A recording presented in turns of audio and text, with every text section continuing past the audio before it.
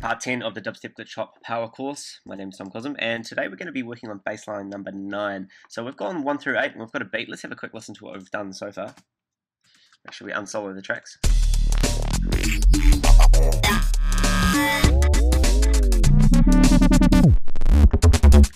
So this is where our new bassline is going to go. So I'm going to create a new MIDI track here. We're going to call this bass 9. So Command-Shift-T is the shortcut for the MIDI track. Now this bassline I want to kind of evolve on one of the previous ones we did, that kind of robot talking wah kind of sound. I want to do this, but I want to do it with some of the more advanced techniques we've used, specifically building some really crazy racks and using frequency modulated synthesis to get it really humming. So I want a really whiny, more kind of digitized sound out of this robot that we're going to be torturing today. And so let's just jump right ahead. So I've created a MIDI track. Of course, this is a track that contains information that gets sent to a particular machine that does something. In this case, it's going to be a synthesizer, and I'm using the operator as usual, which is kind of Ableton's main chunky synth. So by default, here's one oscillator, maximum levels, all the other 4 oscillators are down. The algorithm we're using today is the frequency modulated algorithm. We were using the subtractive one quite a lot. We're going to be using this one. So all of these oscillators feed back into each other. And what I'm going to do just for a start is insert a MIDI clip, Command-Shift-M, and draw in a note. So we've got something to work with. So I'm just going to pick D as usual. Sounds good. I'm going to choose the pitch bend. Remember, over in the envelopes mode, if you don't have envelopes mode open, you can use this E to open it up. We're going to go pitch bend, and let's pitch bend it down from halfway to go down about there. Remember to leave a little trail of the pitch bended, the final pitch bended result at the end, so it sounds in tune. So let's go back into a synthesizer. Again, over on this global panel, remember we can change the pitch bend range to whatever we want. I'm going to put this at 12 semitones, remembering 12 semitones in an octave. So now this will go from 1 octave to down to the octave below.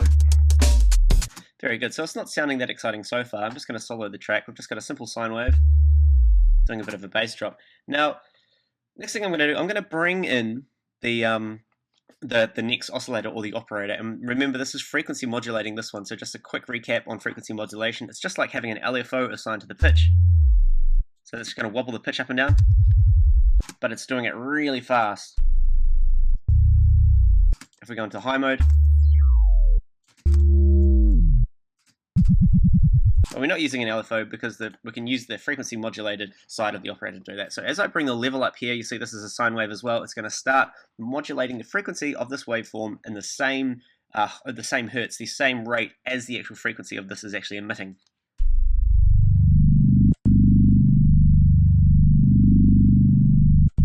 So it's starting to sound a bit gritty, but we're only working with 2 sine waves. So let's go through the Ableton, the operator's preset sine waveforms and have a listen to what we've got. We won't start with the white noise because that'll be annoying. So I can just use the arrow keys to cycle up here.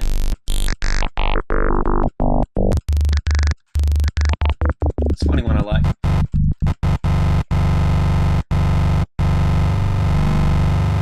That's pretty heavy. So that's the sine 4. The sine 4 is a 4-bit sine wave. So really dirty, kind of old video game kind of sounding saw wave, sine wave. But remember, we're using that to modulate this one. We're not actually playing it, we're using this to modulate this oscillator. I'm going to bring this all down an octave. Notes, select all, Command A, hold down the Shift key, push the down arrow to go down 12 semitones, which is 1 octave. Let's go back and have a listen.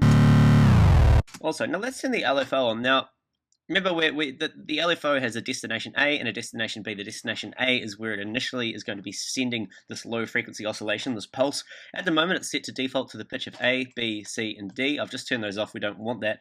I don't even want it to send it to the filter. I'm going to be focusing on this destination B, and by using this drop down menu we can pick another parameter within this synthesizer to be attached to the LFO. So I'm going to choose oscillator volume B. So what's going to happen is this LFO is going to kind of move this level up and down, which again is defining how much frequency modulation is going to be applied to this first oscillator. So I'm going to bring the amount down, bring the rate, let's put this back on low, bring the rate up a bit, and let's have a listen to that.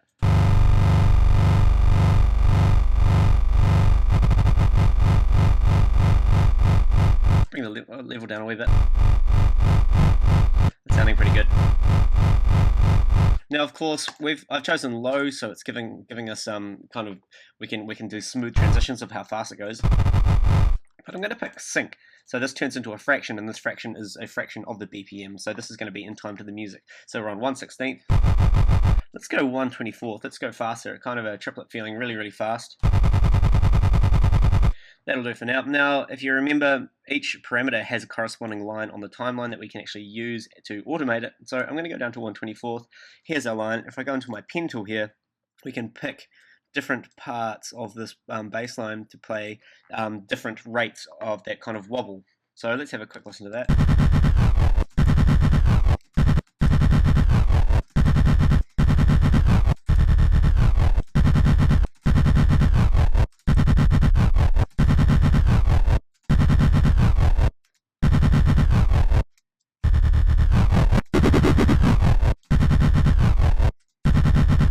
Alright, so that's kind of sounding how I want it. I'm just going to leave this operator here for a second. This is our synthesizer, and let's move on. I'm just going to add, what should we add here?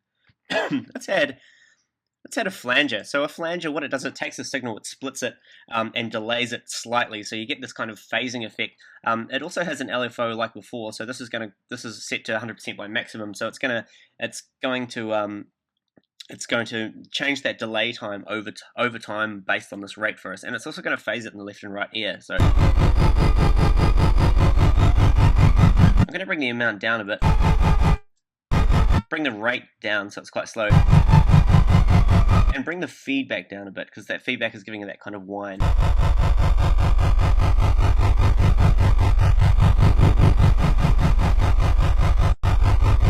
It just kind of gives it a bit more heaviness. Okay, so I'm happy with that. Let's go into a Redux. We talked about the Redux before. It's kind of like a digital distortion. So we've got this downsample thing. The more we downsample it, the more it's going to take this nice smooth waveform and digitize it. It's going to square it out and make it really, really digital. So let's bring that down, I don't know, to about 8.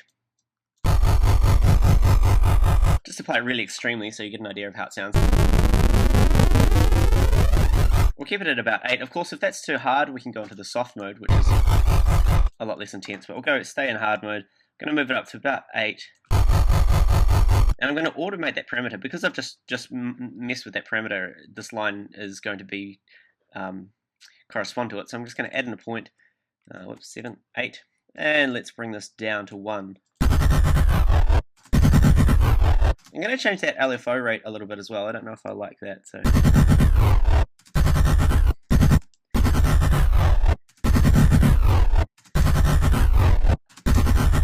that's sounding pretty good. Right, now the next thing I want to do is, we used this trick before as well, I'm going to add in a reverb. So of course a reverb giving the impression that we're in a big hall or a room or something like that. Let's just have a listen. So the size is quite big, so this is the size of the environment that you're kind of trying to virtually create, and the decay time is how long it lasts for. So I like bringing these down really, really short. Kind of gives it a quite a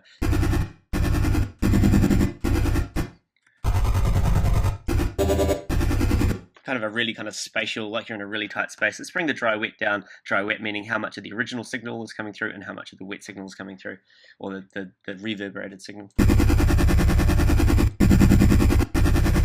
And we can modulate this dry wet as well. So let's say for the first half we're going to have absolutely no dry wet. So I've just selected that and I'm going to drag that down. Let's bring this dry wet up a bit. Excellent. Now one more thing I'll add here is a ping pong delay. So a ping-pong delay will take the signal and delay it from the left channel to the right to the left to the right, depending on what time you specify. This is in 16th notes. So it's set to 3/16 notes, so if I play it really quickly, yeah, it's going left, right, left, right. Bring the dry wet down. But we can turn the sync off, so this is no longer relevant, and now we can actually change the delay time in milliseconds, which makes it really short, and because it's going left to right, it's going left to right so quickly, we get a very cool spatial effect, hopefully.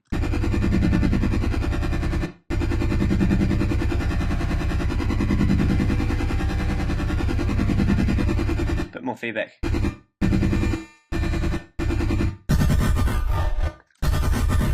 Bit less feedback. If we make this shorter even.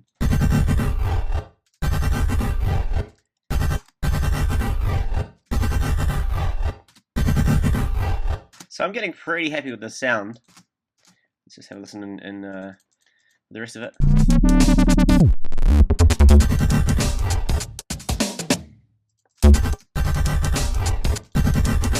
Now that's all good. Now, before, remember how we were using racks and we were using Formant filters. I want to add these in as well. I don't want to make them as strong as we did before, but I want to add these in probably in between the synthesizer and the flanger.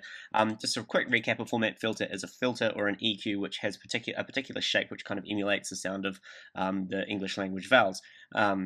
So here's my voice box, I'm pushing air through it, it's vibrating, here's my oscillators vibrating, and then we're going to use filters to kind of emulate the sound of our nose and our tongue and our mouth to try and create e, ah, o, oo. So again, if we go over into our library over here, and go into our presets, actually no, sorry, we go to our live devices, we open up our EQ8, and it's already open for us. So Ableton have given us these presets. So I'm going to drag, let's try dragging the singing A. Let's see what that sounds like. So I'm going to drag the singing A in between the synthesizer and the flanger. So as you can see, we're using all 8 poles, and they're all going up at certain, they look pretty even increments, and they've got a lot of resonance and quite a lot of gain. So this is probably going to be quite loud for a start, but let's listen. Right, let's try something interesting. I'm going to right click on this and group it together. So we've grouped that, we've put that into a rack. So here's our chain in our rack, we'll call this singing A. So we've grouped that together, and what we can do is open up our macro section. Remember, the macro section means we can map any parameter within the rack to a knob, and we can map as many parameters to the one knob as we can. And we're going to do exactly that. So if I go into map mode, pick that first pole, hit the frequency, map. Second pole, frequency, map.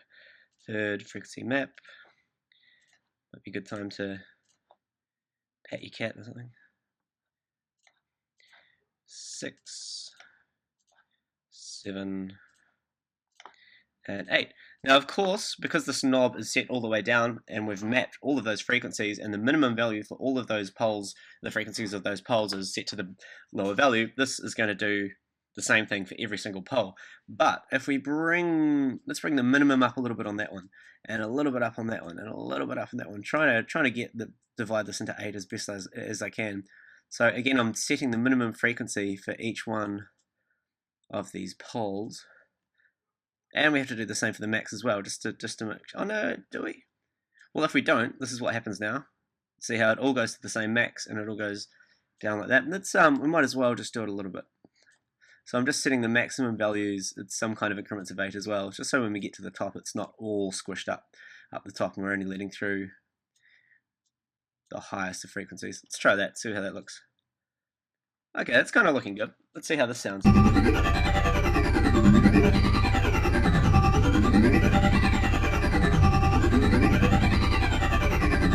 Okay, not bad. Now, the problem is some of these gains are all out, so I'm going to bring the gain, go out of map mode. I'm bringing the gain of these poles down because they're boosting frequencies so dramatically, and they're actually ringing, so you can actually kind of hear like some kind of ring modulator kind of thing. So it's kind of picking out frequencies and playing them.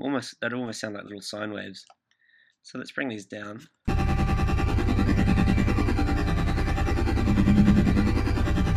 So I'm happy with that now. I'm going to keep that chain. Remember, we've got different chains and we've got a chain selector. I'm going to keep that chain there. But just like before, I'm going to drag in the A, the E, the I into a rack, our O, and our U, like so, and we'll rename these just so we keep it simple. A, E, I, O, and U.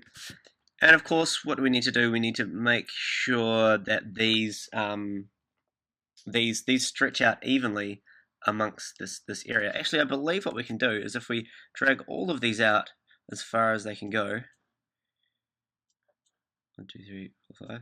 So this is a bit of a procedural waiting time here. Thank you for bearing with me. If I drag these out as far as I can go, if I select all of the tracks, right click and go distribute ranges equally, look what it's done. It's given us this nice kind of smooth transition. But I'm going to overlap them slightly, and then this little other bar at the top, we can actually set this so that it fades out as the other one comes in. So this is going to fade out, and it's going to fade out, this is going to fade in, this is going to fade in, it's going to fade in, like that.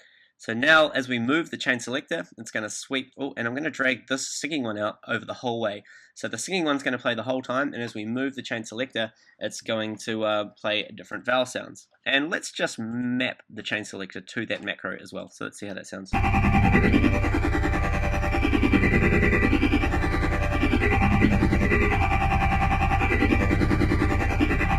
Right, here's the other thing I'm going to do. Between the reverb and the ping pong, let's add in another EQ8. It's not screaming enough, so I'm going to bring down this pole. I'm just going to bring it down, cut out some of the mids, bring up some of the highs. Now let's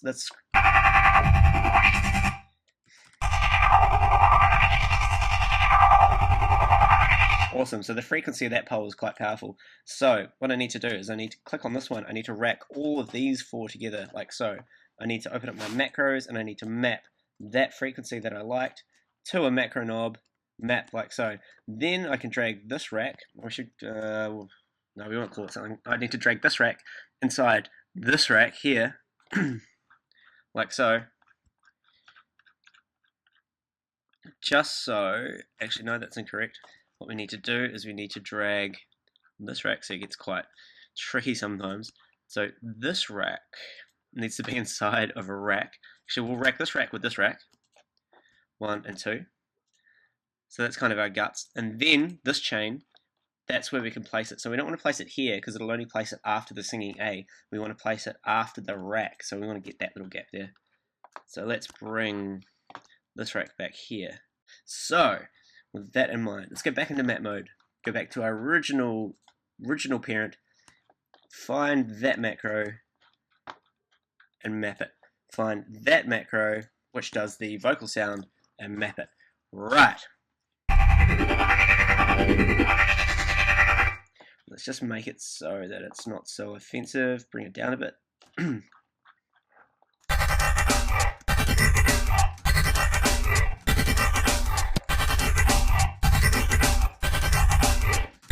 of course we can automate that particular macro, which is kind of the key knob in this one. I think the reverb might be a wee bit too strong. Where's our reverb?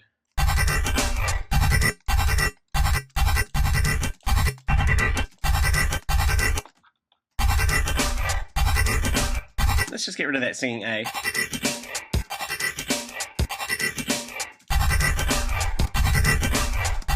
I don't know if I like that singing A.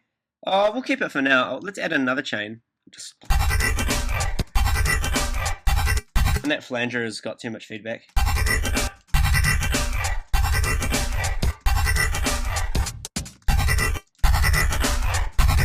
It's that ping pong delay is making it a bit more. Let's get rid of the ping pong delay.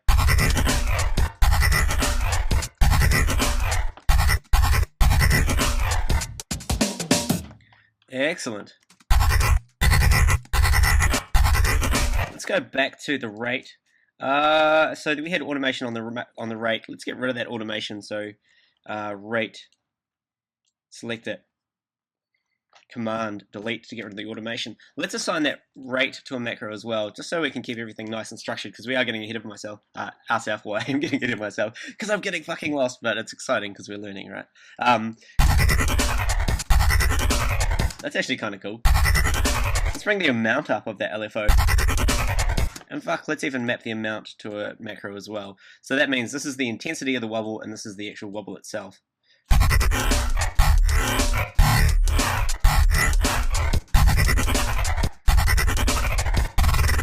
Now, you know, one fun experiment to do, just so we can get completely lost, and I'm just going to do this temporarily, is let's group that rack.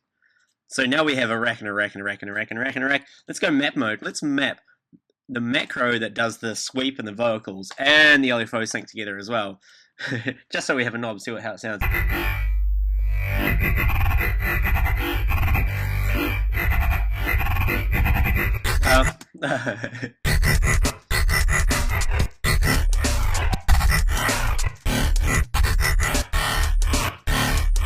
That's awesome, I think. I'm really happy with that sound. Let's make this MIDI clip longer. I think this is one of the best we've done. So let's open it up and make it very long.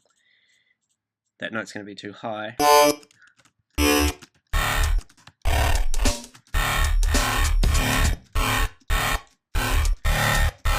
Go into our pen tool. So anywhere this line is going to be, it's going to do something really fucking crazy.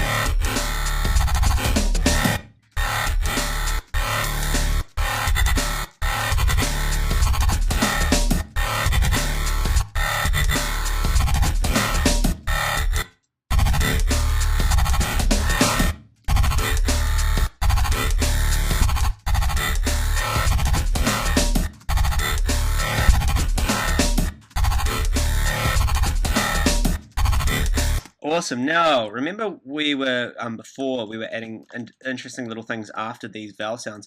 We can do that again. I just want to add that one, that sound there. What is that one? That's the U, see? 1, 2, 1, 2, 3. Watch the levels here. So that U, let's give that U a real spatial effect as well. So if we go into our filter delay right here, we'll add it after the U. Turn off the left and right. So this is 3 delays, 3 channels. We just want the left and right going. I want to turn the sync off on both of them so they're very short. And we're going to change one to a very short increment and another to another short increment. And that should just really... And let's put a phaser on it. Fuck, why not? I love getting carried away.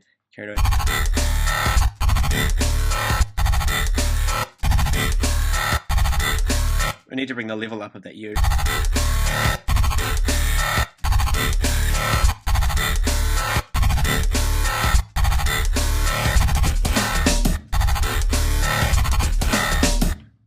Cool. So we're just really automating that knob.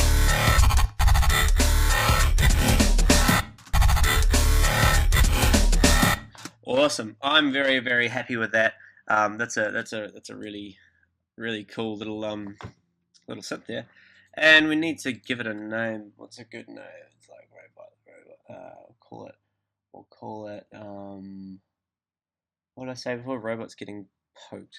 We'll call it Robo Poke. Fuck, you're an idiot. Alright. Awesome. So let's have a quick listen from the start there.